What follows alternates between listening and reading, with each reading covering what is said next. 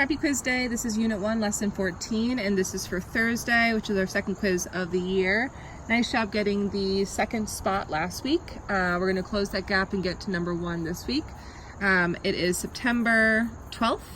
Same major minor clusters, measuring and estimating, and then using addition and subtraction to find totals. Today is MD6, which is representing whole number lengths from 0 on a number line with equally spaced units to represent whole number sums and differences, using appropriate tools, attending to precision, and looking for and making use of structures. So today, a broken ruler is what we're attacking, measuring the length and solving story problems using a broken ruler.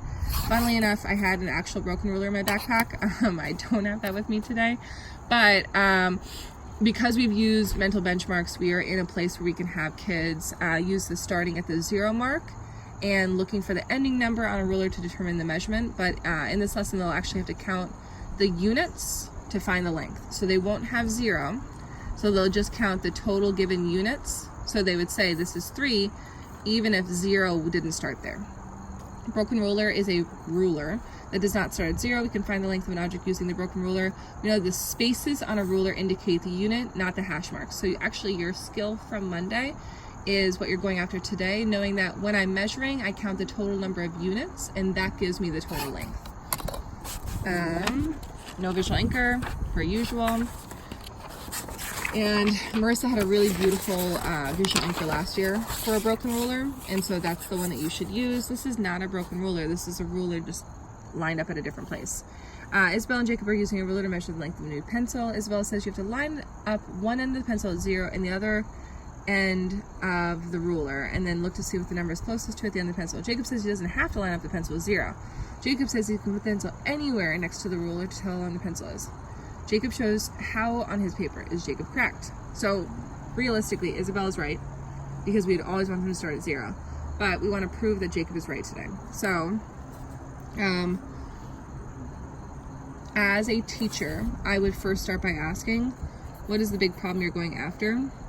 Is Jacob right? Period.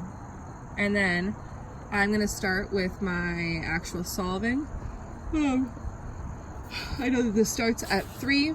I'm going to call this an endpoint, and it ends, that's incredibly annoying, it ends before 8. If you've not yet printed this, you should extend it out to the 8. This is not, it's not strong enough. This is another endpoint. So then what I'm going to do is count 1, 1, 1, 1, 1, and then I add to identify my total. 1, 2, 3, 4, 5 inches. And Jacob is correct because I can add all in order to find the total. Strong visual anchor for today. Let's see if you actually get the broken ruler throughout. This isn't actually a broken ruler. It's just, yeah, you get weird broken rulers right there. But being able to say, measure with broken ruler,